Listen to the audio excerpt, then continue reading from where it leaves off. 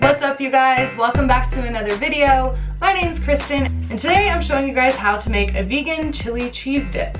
It's ooey and cheesy and creamy and just so delicious. It's perfect for game day, it's perfect for family gatherings, it's really perfect for any time. This is by far my most popular recipe amongst my friends. They ask me to make it every time we do something, so I highly recommend trying out this recipe. It is real damn good. So this recipe is definitely inspired by a recipe I found on DelishKnowledge.com, and I will link the original recipe in the description of the video, so make sure to check it out if you'd like to. I've made a decent amount of changes to it and kind of played with it throughout the years. I think I found this a long time ago, kind of when I first went vegan, I think. So this is my take on that recipe. It's definitely inspired by her recipe. But yeah, it's a delicious recipe, so let's just get right into it because I'm excited about it. All right, so the first thing we're gonna do is make like the cheese sauce portion of the dish. So we're just gonna add a bunch of things into the blender and blend it up till it's smooth and creamy. So the first thing we're gonna add is 2 cups of soaked nuts or seeds. So you can kind of use whatever you like. I lately have been doing a mix of cashews and sunflower seeds. So this is raw cashews, raw sunflower seeds that have been soaked overnight, and then I rinsed them and drained them. But you can kind of play around with it and use whatever you'd like. Hemp seeds work really well. You can do all cashews if you want it extra creamy. I just like the blend of these best. I think it turns out really good. So a cup of each soaked is going into the blender. Soaking the nuts and seeds overnight makes them easier to blend up, so your sauce is definitely going to be creamier if you do that. If you have a high-speed blender, then you probably don't need to soak them, but I still like to do it anyway if I remember. And then 1 1/4 cup of water goes in.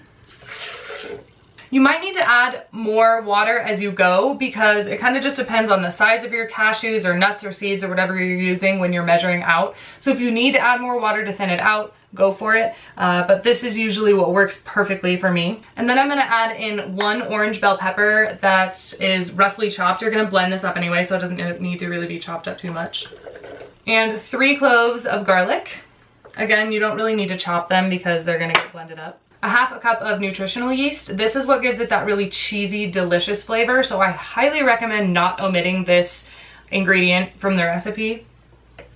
You might even want to add more to it because it's delicious. And then I'm going to add in 2 teaspoons of chili powder and 1 teaspoon of salt, as well as 1/2 tablespoon of mellow white miso or yellow miso. You can use kind of either of those, it doesn't really matter. And then we're just gonna blend all of this stuff up. So this usually takes about 2 or 3 minutes to get it super creamy, and you want it really creamy. If you don't have a high-speed blender, then you might wanna do it for longer than that. Just keep scraping down the sides and continue blending until it's super creamy.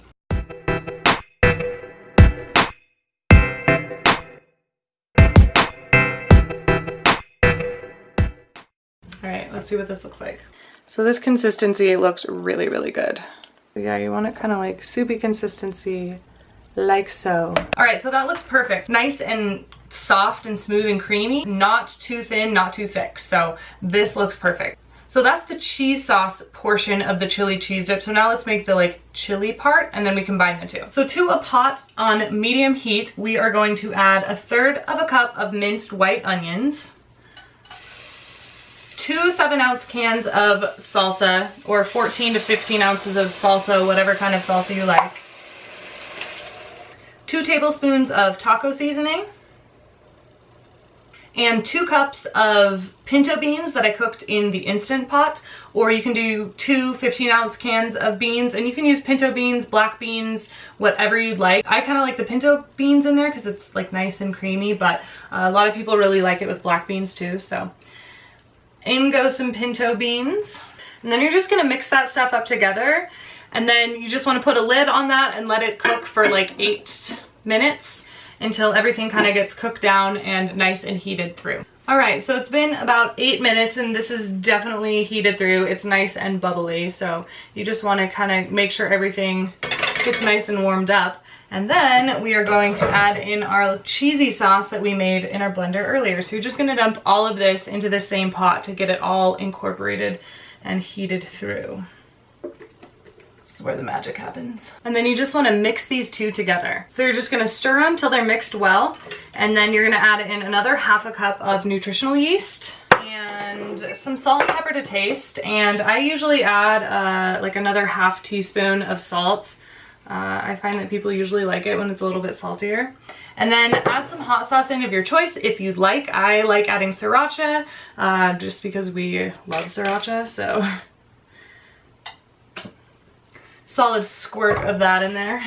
Turn the heat down to pretty low, and then you're just gonna let this cook for like another 10 to 15 minutes until everything kind of is incorporated and is nice and hot and delicious.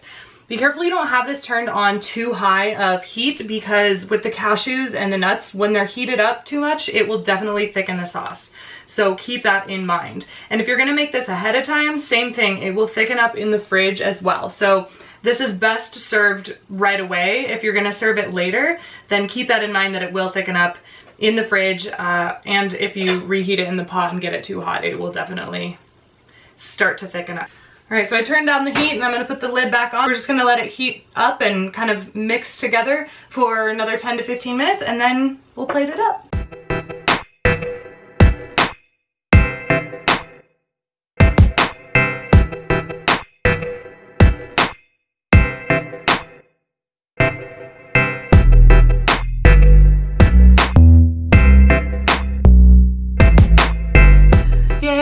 I'm so excited to try this right now. It's been a while since I've had this and it's my favorite, so let's try it.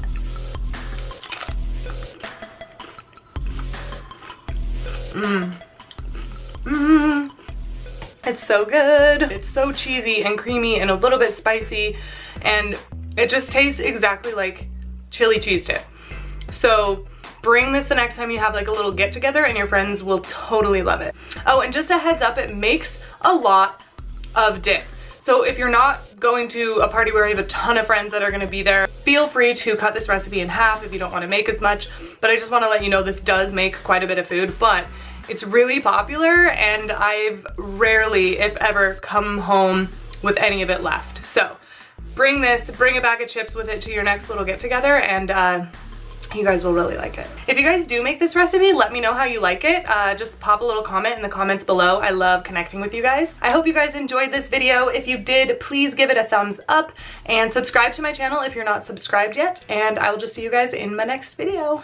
Peace out.